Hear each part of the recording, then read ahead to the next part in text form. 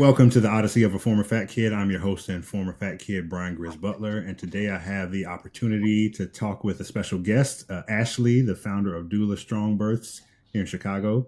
She also happens to be my sister in law, and she was the doula for the birth of our littles, me and my wife's littles as well. And so we're going to talk all things doula. If you don't know what a doula is, you will by the end of this episode. And you also have ways that you can connect with her as well if you're in the Chicago area. Ashley, welcome. Thank you so much. Thanks for having me. I'm glad we finally are getting this done. It's been on the No books, and problem. I've been like, I'm sorry, It's all good. client. All good. Exactly. So, we can start off with just tell us what is a doula. Yeah, we'll start there, and then we'll backtrack how you got into being a doula, etc. So, Okay, so a doula is emotional, informative, and physical support throughout the process of pregnancy and labor. So you would hire a doula during pregnancy, and we would kind of walk you through what you should expect, answer any questions you have about midwifery or an OB or a hospital birth or a home birth or birth center birth. What are the best options for you based on the birth that you're telling us that you want, or me specifically telling me that you want? And all my suggestions, all the information that I give you are kind of tailor made for the birth that you're telling me that you wanted. So think of me as an informative spigot to the internet, because we could get lost a little bit. We could really get lost with all the things that everyone's saying on Reddit and Facebook and Instagram and TikTok now. I have a lot of people getting their information from TikTok. So I think informatively, I'm a spigot that Taylor makes or Taylor sends information specifically to you about what you're looking for. Um, Physical support during labor is like when labor starts. I'm there. I'm showing you positions and doing positions and translating medical jargon for you during that process. mm-hmm. Um, and we make it to the end. That's what a doula is. Nice. And in the 2 weeks postpartum, it's kind of like, how are you doing? How's baby doing? How's life doing? That kind Yeah. of postpartum check in. Okay. Awesome. Is there a difference between a doula and a midwife?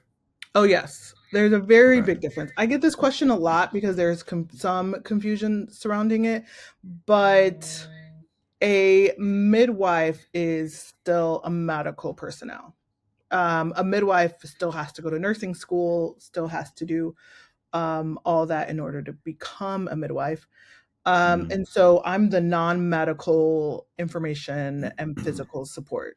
A midwife is going to be alongside your OB and things of that nature if you choose one. So Okay. we are very, very separate. I cannot give you take this over this over this. That's not Mm. necessarily, I will never give you like medical opinion in that way.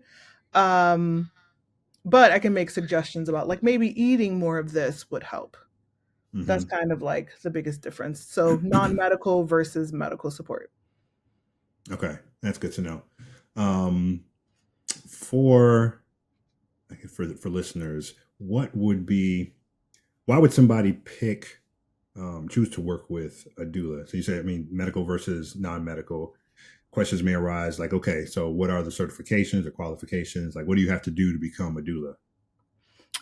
So you have to go through a certain number of hours of training depending on the organization that you're going through. You Mm-hmm. have to have a certain level of support training. So it's like, so basically we're trained on each phase of labor and what support looks like through each of those phases.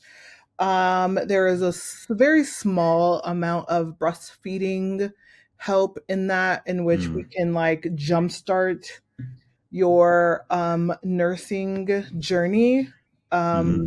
But if you want to go further, that's again another support. Yeah. Um, so that's kind of the training. And then it's a lot of now like hands on. Okay, I've trained you, so now go do it. So now the Mm-hmm. process is finding families, And then going up to the doctor and said, "Did you like my work? Please sign my paper." There's a lot of that going on and a lot of nurses. So you have to do that a lot. So that kind of Mm, gives you a little bit of thick skin when having to interact in medical facilities. And then lots of reading, lots of books. I think it's about, on average, you have to read about like 12 or 13 books to go along with your certification.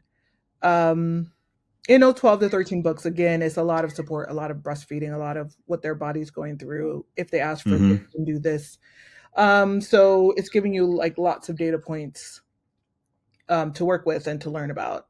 And then after that, it's a whole certification process. Again, depending on the organization that you go with, but that's kind of it.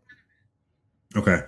For you in particular, because I know you've been doing, I mean, you're actually in the midst of some additional education. So, what does your educational journey look like as a doula? So mine is, I've been a doula for about 8 years now. Hmm. Uh, which, wow, that time has gone by quickly. So I've been a doula for 8 years now, and I currently see a need for lactation.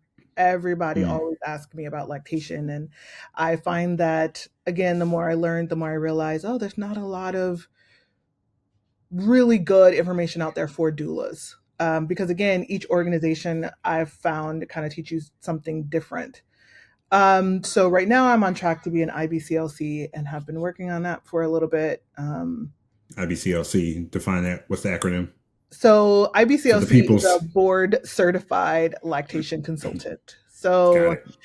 you have to do about 500 plus hours of contact lactation help, all types of schooling, biology. I'm doing anatomy and physiology right now, um, diets, things of that nature. Hmm. Um, and then you take a big, big old test, and fingers crossed Gotcha. after that. Gotcha.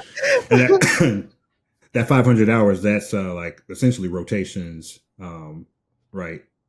Yeah, so 500 hours is depending on your education, actually. So if Okay. you're a nurse and you're like, oh, wait, I see a need for this, then that's kind of lower hours for you because you're already in the medical field.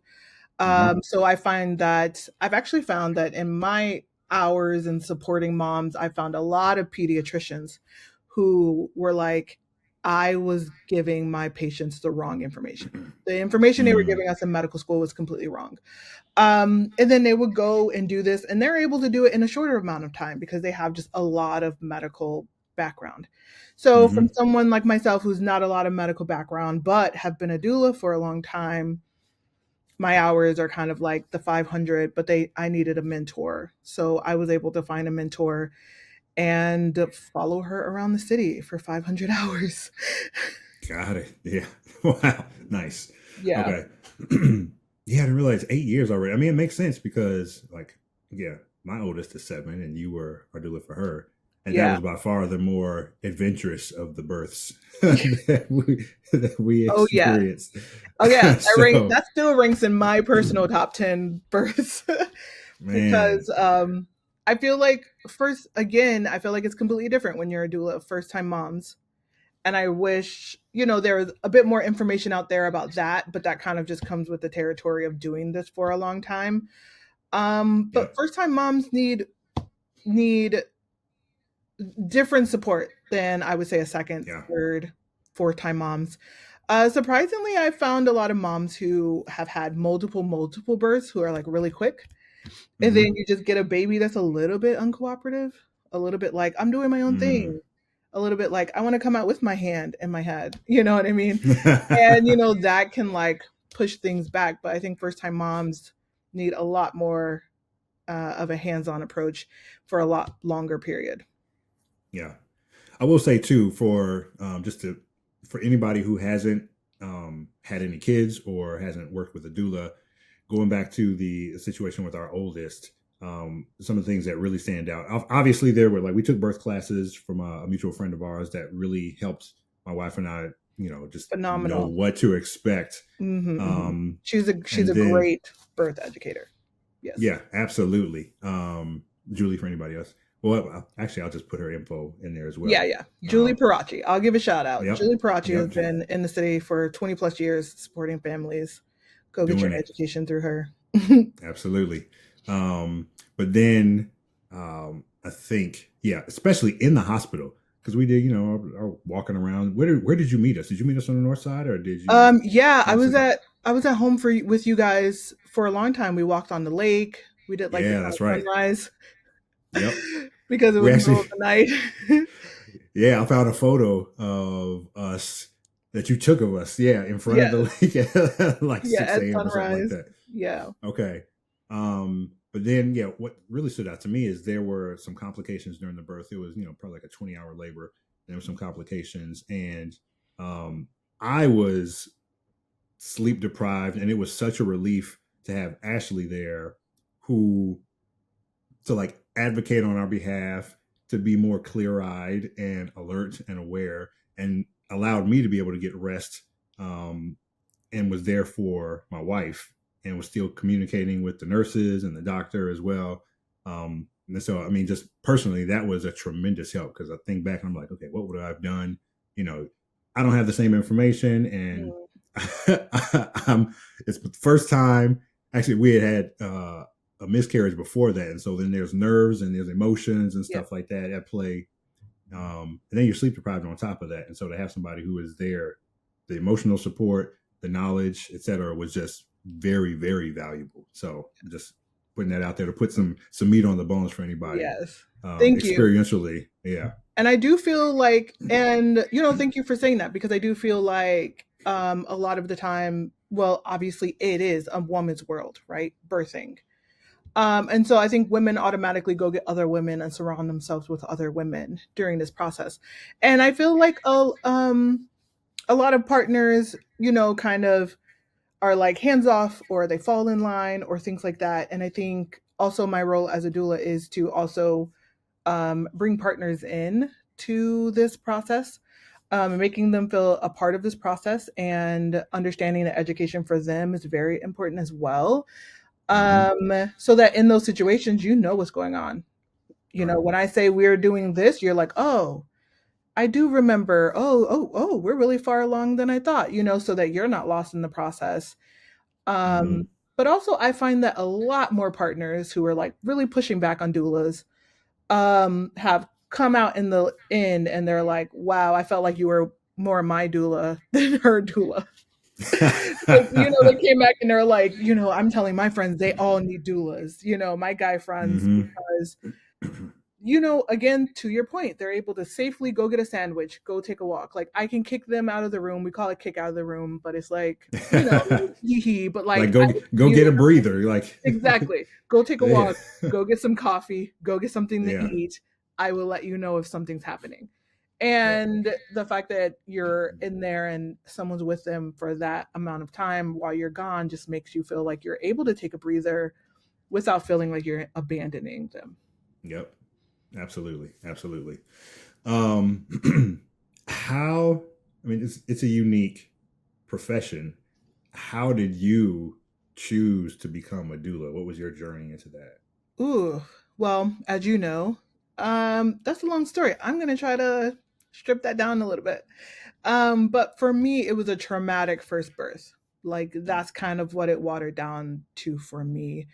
Um, and I think that traumatic birth, alongside of being surrounded by help, is what played a big part about me becoming a doula, because it wasn't a traumatic birth in which I was by myself, or it was me and my husband trying to figure things out like on our own. Yeah. Like, we had both your mom there with me, and we had both my mom there with me. There was four people, in this room, or three people in this space supporting me and helping me through this process. Mm-hmm. But I think the third party support is probably what would have changed the game for us. Um, Mm. everyone was just so emotionally involved, and so we're just like waiting. What's happening? We're trusting. It's their first time. I'm having the first grandbaby on this side, on both sides. So everyone had birth 30 plus years prior. So it's Yeah. really hanging on every word that they're saying. And I think finally in the end, another thing that happened that cemented that for me was the advocacy of the moms, really saying, Mm. something doesn't feel right. Ooh, you have a good poker face, is literally what my mom straight said to the midwife. You have a really good poker face. And that kind of freaked the midwife off, and she like kind of, came, went away and then like came back with some additional help. But Mm. again, that showed me the advocacy. So there I had the support, but without the third party non emotional aspect of it, but also the Mhm. advocacy of something's not right here, nip it in the bud kind of situation. Yeah. So after that, I'm in one hospital. My poor baby is across the city in another hospital, and I'm just kind of sitting there crying and pumping. And I'm like, what did I do? I did all the Yeah. work, I did all the research, I did all the things, and it still happened. And that is what got me researching a little bit more. Again, I thought I did all the research, but about 13 years ago now, when I was researching for my first pregnancy, it was just midwifery versus OB. That Mm. was the big thing. Should you go with an OB or should you go with a midwife? It was like the big this versus that. There was nothing about support people at all. Mm. Yeah. Um, and I think on um, some random blog post, someone had posted that they had a doula, and I'd never heard of that word before. Did more research, and I'm like, you mean to tell me I could have had someone in there who, like, this is their career? And Mhm. when I started asking around, I'm like, do you mean to tell me I grew up around people like Julie Parachi, like, surrounding women? I was surrounded by women who did this for a living. I never even knew it. Mm. Um, so that just kind of lit a fire under me regarding, um, how do I help women not feel so alone in this process? Traumatic birthing is, I mean, that's something that you carry with you for your whole life. That's something that I even have to undo before I go into births, as not to Mm. reflect that onto my clients and that personal Yeah. experience onto them. Mhm. Um, and how do I mitigate that as a support person? How do I keep my eye out? How do I support them and inform them without freaking them out? Yeah. Um, and that is my motivation. I think I carry that with me. And I have been involved in some traumatic births. Um, and in the end, they've turned to me and they're like, I am so happy you're here. We did all of the things, X, Y, and Z. I tried, it didn't work. Here we are. And they still felt supported and felt differently about their birth than I did. Mm. And I think I just walk away feeling a little bit more healed than when I go Mm. into a birth. And I think that that's for me, supporting clients and then being able to walk away and know not another child, you know, Mm. in Yeah. the situation that we were. Hmm. You brought up something interesting in there that reminded me of some conversations that I've had in the past, but that tend to come up when you're expecting a child, and just the reality of how little families often talk about Yeah.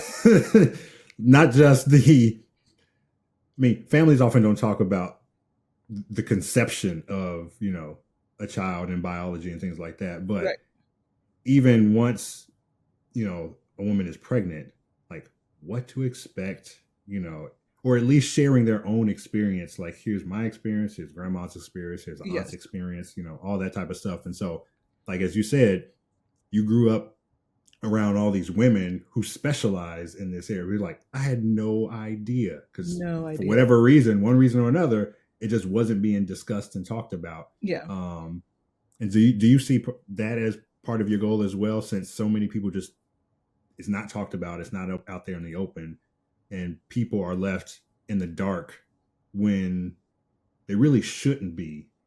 Um, you know what I mean? Like if family Yeah. was at least talking, you would have some idea. Do you see part of your role is helping kind of shed some light on, demystify Clear this the air. very, very natural aspect of life and, the way that we all got here, but so few of us are actually like aware of what goes on and what to expect. Yes, that's a good question because I do feel like even a lot has changed over the last 13 years, right? Yeah. Because again, growing up in the 90s, in the northern, women, it wasn't socially acceptable to speak like that in public, Right. right? And so that's the stigma. Again, a lot of the stories we did hear, again, I tell my clients this a lot. Women, we always hear birth stories. We always, always. It was traumatic. And you're sitting there like, It's usually the worst thing. Yeah. Yeah. yeah. But they never talk about support. The women that came after, the people that brought food after, Mm, the women who were there holding their hands through the whole time or educating yeah. them beforehand. There weren't really a lot of talk about that as much as it is now. I Mm, think because maybe now that I think about it, when you're in a community, you don't really have to talk about the community so much. I okay. feel like Yeah. we might be talking about it more now because we're having to go find and build communities of our own. And so when we're talking about birth and when we're talking about things like that, now we're talking about, oh, you need a doula. Have you heard of Mm, a doula? Like I've heard those conversations just in passing. yeah. Oh, I had the best doula. You need a doula. Yeah. Here's her information. There wasn't really a lot of that happening then. Not to Yeah. say doulas weren't around. I've known doulas that have been doing it for like 25 plus years. Mm-hmm. But it was so niche. It was so corner of the market. It was so word of mouth that I can go online now and make a TikTok and millions of people will see it Mm. versus, uptown in Chicago, Right. where I live. Right. Those are like two different things. You're able to spread that information faster on what do you do, how to find one, what should she be doing, Yeah. um, as opposed to the way it was back then, I think. Yeah. So now, back then, it was a a drought of information. There really wasn't much there, and now, as you mentioned, you're actually serving as a filter because there's too much information Correct. and a lot of bad information out mixed in with the good information. So. Ooh. And and it's not just bad information. It's just, you know, uh, again, I'm not hating on whatever. I feel like we do need to share our experiences. And I feel like those experiences, those lived experiences, speak to other women and also teach the other women that may have not experienced that, right? Um, Yeah. but there are a lot of mommy bloggers that are just like, you need to do this and you have to do this. And I did this and we did this and we did this. And that's how you do it. And it's just like, Mm, great. But you only had 1.5 child. mm, What about like, the moms? I've supported moms who have like suddenly called me and it's like, hey, I got your name from someone. Yes, I'm on my sixth kid, but the kid is stuck and we've been doing this for hours. How do I get wow. out of this situation? And I've even just like over the phone, okay, I want you to try this. I want you to do this. Get your midwife permission to do this. And then like 8 hours later, oh my goodness, thank you so much. Mm, That's exactly what we needed. yeah. So again, birth is a process. Um, doulas are not, I just want to put that out there. Doulas are not fairy godmothers. Having a doula in the room is not gonna like wave some magic dust over your birth. So many Yeah. things have to go perfect. Babies are sometimes like, I'm out. I don't want to do this. And again, we have to respect that. And we live in this century, and there are a lot of things that we can do about it. Um, So I feel like don't hire a doula because you want her, little magic dust. I mean, we come with a little magic, I feel like. But it's not a guarantee of like you're going to get exactly what you want out of birth. There's no wrong or right birth. Um, there is a healthy baby and mom, mentally Hmm. healthy and physically healthy mom and Hmm. healthy baby. Yep, absolutely. Hmm. Um, I had a question. What was that question? See, it's what happens when you get over 40. No. Yeah, I'm right there. I'm teetering. I say stuff like that, and then everybody who's like 50, 60, 70, they're like, all right, young whippersnapper, you know Exactly. what I Okay. mean? Uh, uh, how has God grown you through this process? It can be high level, or if there's one particular thing that really stands out. hmm, Um, how has God grown you through the process of becoming a doula, and then through the people that you've been able to work with and serve? hmm. That's a good question. I feel like when you carry birth trauma with you, it can be really easy to be angry a lot. Mm, It can be really easy to be um, just upset with the whole process. I also found that a lot of doulas really take that into the work they carry, and sometimes that can be misconstrued as passion. Um, when it's just them trying to like right this wrong against them. And I think that would be so easy for me to carry around with me, that anger, and again disguised as passion. Um but I think that being able to stop and being able to feel that tug of you're going too far, mm, or that's not their burden to carry, you know um because sometimes you can, oh, and then look out for this and then look out for that, and you can mm, really like place the boogeyman where the boogeyman isn't. mm, And I feel like that's probably the biggest thing in this process that I've learned, is that um that's for me to carry, and that's my journey, and that's my voice, and I talk about that sometimes on my Instagram, and just being like really real about um having a special needs person in the family, and mothering, and how that looks different, but also keeping that contained where it should be and not letting that get big and ugly.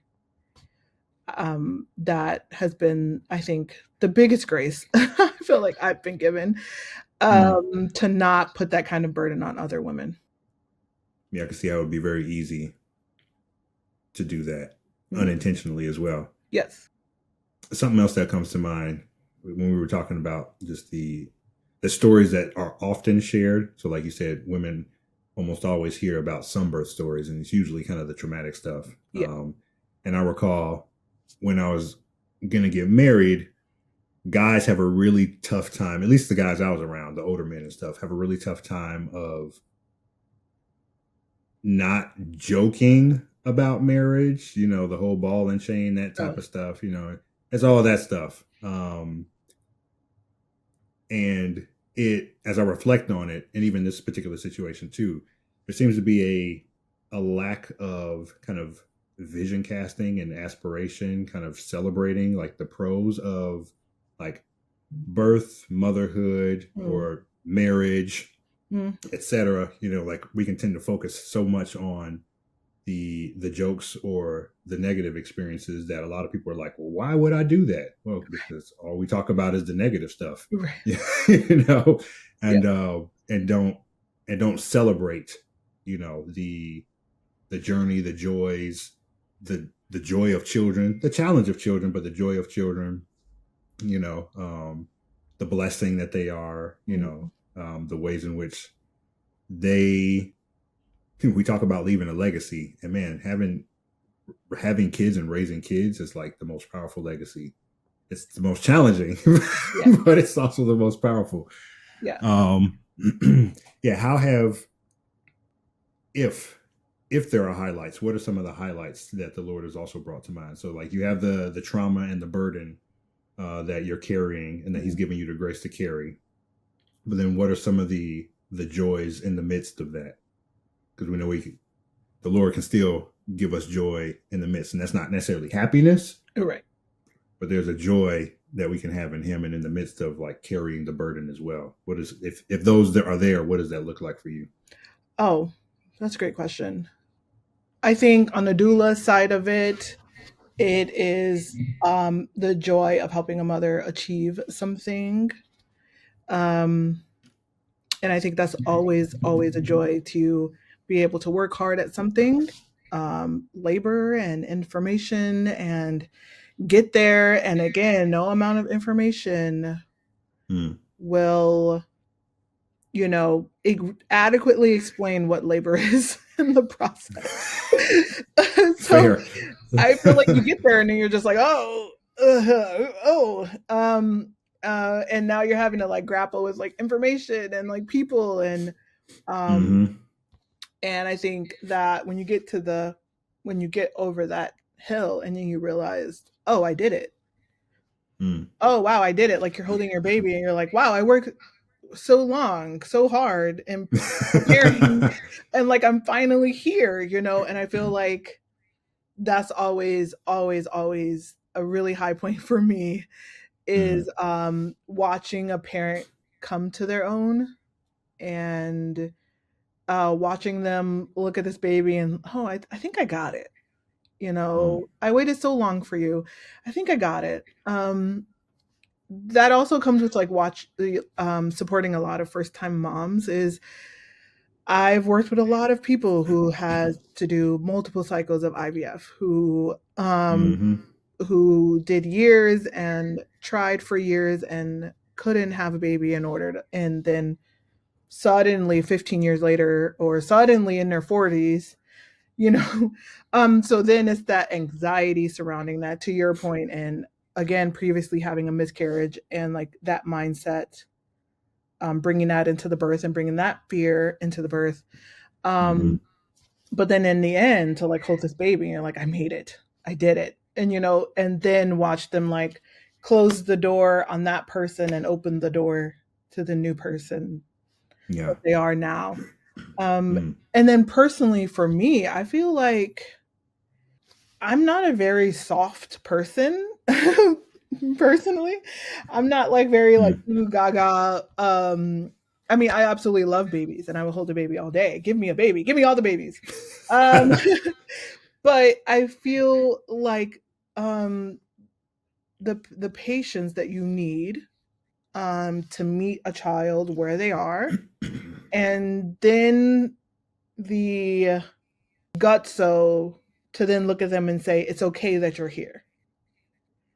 And I Mm. think a lot of the time you want to push your child to like just push him forward. And, we've had a lot of times where we did need to like push her forward. I think you can do it. Push, push, push a little bit. Mm. But I think I've learned now in doing this a while that there is more of a push and pull to this. There's more of a and there's actually a lot of patience to pushing and pulling. You have to know when to push, and then you have the patience to stop and let them kind of do the rest on their own. Mm. Um, and then you have to have the guts to stand there and do nothing. Sometimes you have to have the guts to stand there and let them figure things out or be okay with them maybe being behind what you would call the eight ball. I feel like Mm. that takes a lot of guts to push everyone, right? Because then in this instant in my parenting, there's a lot of professionals around. There's a lot of professionals always around, And so to stand there and just say, no, everybody, wait a moment, wait. Mm. Um, that again, that patience, that realizing that I had to grow a lot of guts to be able to do that, to push back against Mm. professionals, um, push back against the people who really want to do right by your child. There, thank God we're surrounded by a lot of people who want to do right by her and want to collaborate with us. But even then, having to tell them, wait, everybody stop. Mm-hmm. I'll come back and we'll reconvene in about 4 months. Yeah, like just saying no. It takes a lot of guts to say no to professionals in the medical field and not the medical field, and to be able to look at your kid and just, encourage them to see the person that she is and not the problem to be solved. I Mm-hmm. think is the biggest thing that I've learned. It's actually the biggest thing that I've learned in the last year. The biggest thing. We've had to have a lot of hospital stays for weeks and weeks at a time, and encouraging them and pushing them to see that she is a person besides this equation has been a Mm-hmm. big growth point for me. Yeah, so just learning to be you say the pushback, but just a stronger advocate. Yeah, Learning how to be an advocate for, yeah. yeah, and again, that takes a lot of gutso to do that. Mm-hmm. Gutso I thought I had. Um, but when you want to do right by your kid and you surround yourself with people who want to do right by her, it's very easy to let them do like just whatever they want all the time. And oh, I know she's been in the hospital for 2 weeks, but we haven't gotten all the information we need. So could you stay for 2 more weeks? No, Right. no. Right. The answer is no. Full stop. Please go meet with Mm-hmm. the other doctors and come to me with a plan B. Because plan A does not work. Yeah. She's sitting here about to lose her mind. No more. So, and also being nice about it. There's no need to be rude, I think. When we take up the mantle against our children, sometimes we feel like we have to be very stabby. We have to be Yeah. very Yeah. aggressive with it. And sometimes you do. Sometimes you run into a doctor and aggression is what they respond to. But Mm-hmm. in my growth has been finding alternative, screaming on the inside, but showing her what advocacy for herself looks like. Mm-hmm. Yeah, that's really powerful because when you could just flip out, but then simultaneously you're teaching her that advocating for herself Yeah, means flipping out at people. And you're like, exactly. no, that's Right. there's a time and a place, but Yeah. then how do you? And to your point as well, you're surrounded by a team. They have her best interest in mind as well, but it's easier for the professionals to shift into problem solving mode, and and it's your job to help. Hey, no, this is my child, and this is a person, this is a human, Mm. not just a problem to be solved. And Yes. so how do you get that across to them and still maintain a healthy collaborative environment, even Yeah. if they're not necessarily working towards that? How do you foster it and create it? Yes. And I think in our instance, in our situation, it wasn't even purposefully. Sometimes they really Right. disregard them and they're just like, okay, and but I think when I Yeah. brought that up, they were like, oh yeah, right. Ooh. And they kind of like go back and talk like, yeah, you're right, mom. Like maybe and so I like that collaborative. I really try to surround ourselves with doctors who would like to be collaborative with me. That's what this whole Mm-hmm. thing is about in making a healthy future for her. Um, and like you said, teaching her how to advocate for herself. When she's older, Mm-hmm. she needs to be able to collaborate with doctors without creating a hostile environment in which they always come in the room being defensive with you. Mm-hmm. That isn't a healthy way to foster a relationship with, someone who hopefully you're going to see for a very long time. Yeah. Yeah, absolutely. And obviously this has clear, application to the realm of doula and, the family that's expecting the child as well, and ways that you can approach your dynamic with, if you're going to be at a hospital or, something like that. How can you approach your interactions with and the environment with the medical professionals that you'll be, hopefully will be supporting you and helping you on that journey? Yes.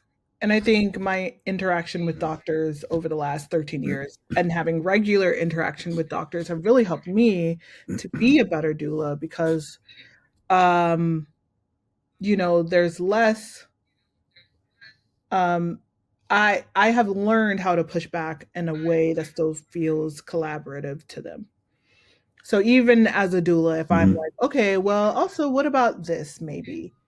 They don't feel like I'm the type of doula coming in trying to take control of a situation, but also trying to collaborate with Yeah. them with with this woman in her best interest.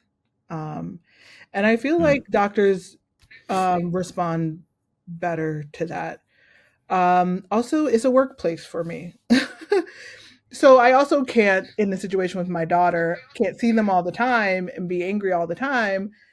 This is a workplace for me. So I see these doctors a lot and I'm in these places a lot and I'm seeing these Mm-hmm. nurses a lot. And I just don't want to be, which has happened, the doula that gets blackballed because there's no Mm. collaboration there. Um, Yeah. so I think that that is something that I think is a full circle for me in being able to Mm-hmm. learn how to communicate um, effectively to other people. I think is really, really your role as a doula. Okay. That's actually a good lead into one of the closing questions. So, for people who are considering a doula, whether it's your first kid or like you, the example you gave, sixth child or whatever, what are like maybe top three things they should be looking for when looking for a doula? What questions should they ask? A good one. How do you support your families? I think is a very good question and a very good insight Mm-hmm. to them being able to put aside their opinion about birth. Um, Mm. I think a lot of doulas come into this with opinions about birth that is, in my thought, not your opinion to take then with a client. Um, so I think a So very more good question. ideologically, Hmm? would you say more ideologically driven as Yeah, opposed to, yeah. gotcha, as opposed to So I like, hey, I'm mean, here to support the families. exactly. You can have your And what does ideology, that but if support it's, look like? yeah, right. That's always a lead into the second question. Okay, now what does that support look like in this instance where I'm looking for this? Mm. I think a doula Give needs them to be able, context. yes, a doula needs to be able to like paint you a quick picture. If the doula has been doing this long enough, then I say a 15-25 minute interview should give you a really good picture of how they will approach your pregnancy and labor. Um, Okay. if they're not really able to do that, or if you walk away and the picture isn't exactly clear to you, then maybe interview other people. Um, Okay. I think the third is how long have you been doing this? I find that a lot of people get hung up on the time and how long and ooh, only a year, so I feel like if that's important to you, ask them how long have you been doing this or how many births have you supported? Mm. Because a doula that have done this off and on for 5 years versus a doula that's been doing this as a job for a year, those births might be very similar. Mm. Yeah. So I think those are two questions that you should ask if you're really looking for someone with a lot of experience. Or if you're looking to Gotcha. support someone who is Okay. new and help them get certified. Gotcha. Okay. What are a few red flags that people should keep an eye out for when Oof. they're looking for doulas? I think the biggest thing that comes up to me is a doula who's like, and then I told that doctor to, if they're telling you their story and they're like, and then I told that nurse to shove it. And it's just like, some people really, really love that advocacy. That advocacy is completely outside the scope of doula work, in my opinion. I know a lot of people, I might get hate for that. But you can advocate for someone without taking over the room. And I feel Mm-hmm. like that's our job There's been several times where I've had to, okay, episiotomy is going to happen. Do we want an episiotomy? If a doctor's not asking. But Mm-hmm. again, it's not like don't do that, but it's a way Right. for the patient to then dictate Mm-hmm. what happens in the room. Again, we're going to leave them, and we have to leave them feeling empowered, and Yeah. not leave them in a situation in which I've brought my power, I've donated to you, and now I'm leaving with my power. Um, Mm. I think they need to still feel powerful in their being able to advocate for themselves. So I would say that's the biggest thing for me. And what not Gotcha. to look Okay. for. The biggest of Cool. red flags. Okay. Okay. Um, Before we close, what's one aspect of your work that you wish more people were talking about or more people were aware of I would say I wish more doulas spoke about the burnout for of burn other of being a doula, of being a doula. potential burnout? Yeah. Okay. I Okay. wish other doulas spoke about that. There are just a lot of burnout in this field because, again, Mm, any doula you have spoken to, we giggle about it, but we have origin stories. Mine was a yeah. traumatic birth. So I feel like a lot of us, we do this for the love of.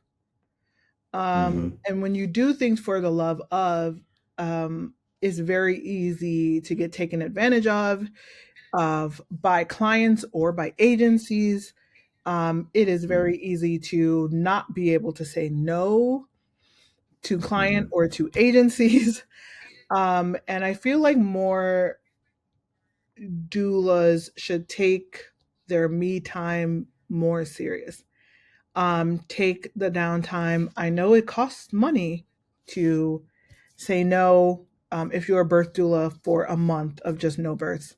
I know it costs a lot Mm-hmm. to for a few weeks to say no to clients if you're a postpartum doula. It costs, but you burning out spectacularly in the end is just not worth it. It really isn't. It really isn't. We need to be able to say no again gently and say, "Oh no, I'm sorry, I can't extend that contract. I'm going on vacation." Whatever you Mm-hmm. have to do to make room for yourself in this is very necessary. And I wish a lot more doulas spoke about that. There are a lot of doulas who come in and within years spectacularly blow up in a ball of Mm. very angry, very tired, very exhausted, all because we just didn't make room for ourselves when we were supporting people. Okay. That's good. That's good. Okay, that I'm gonna have to have a an episode I think dedicated to that because I mean you experience it. I know some of the nurses I've talked to are experiencing that. Oh, nurses. Another guest who's a physical therapist, um, a lot of them, if they're if especially if they own their own business, Mhm. the temptation is to just run yourself into the ground and like I can't Yes. take any time off. But Yes. then if you burn out, then the whole thing collapses and you're Yes. left with nothing. As Oh, yeah. opposed to if I plan for a break, I can recover and keep going. And again, to your So, point, plan for a break. Plan for a break. right, Don't wait until the right. breakdown happens and then you're canceling on clients last minute because you did Hmm. not You got factor no this money set into it. aside for it. Exactly. Yeah, Exactly. Because yeah. I've been there hospitalized because I'm taking 2 to 3 postpartum, so I'm working 5 nights overnights, taking births, and I Mm. have 4 kids. It's just I don't know what I was Hmm. thinking, but it was very difficult for me at that point to say no, because I'm looking at this mother who really, really needs help, who is asking me for help. It's very hard to say no. Um, Yeah. But I think if you build a doula community around you, what I've gotten to is saying, I'm so sorry I'm not able to help you further, but I can give you a list of doulas that I think would be able to Hmm. um, help you go forward in this if you would like that information. So I think that's also in something in Absolutely. building a community. But to the people you named off, those are all for the love of. Yeah, Um, absolutely. Physical therapists, occupational therapists, nurses. Nurses, I Hmm. talk to nurses all the time, and nurses are Yeah. constantly switching to labor and delivery, switching from labor and delivery. Um, because again, it's just really hard to say no. It's really hard not to pick up those extra hours. It's really hard, um, Hmm. that's a big problem for a lot of people. Yeah. Yeah. Okay. Yeah, it's good. Definitely another episode for sure. Well, thank you very much, Ashley. It's been great chatting with you, and we will have ways for people to connect with you. But what are your preferred methods? Social media, website, things like that. What's the best way to get in touch with you? So, social media is a very easy way to get in touch with me. If you have Instagram, I am Ashley in the middle. Um, just my journey as a doula, mother, homeschooler, watch me go through the process.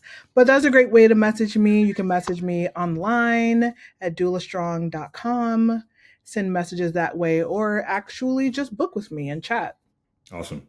And we will make sure all that information is in the show notes as well. Thank you again, Ashley. It's been great. Until the next episode, I'll see y'all later. Thank you. Bye.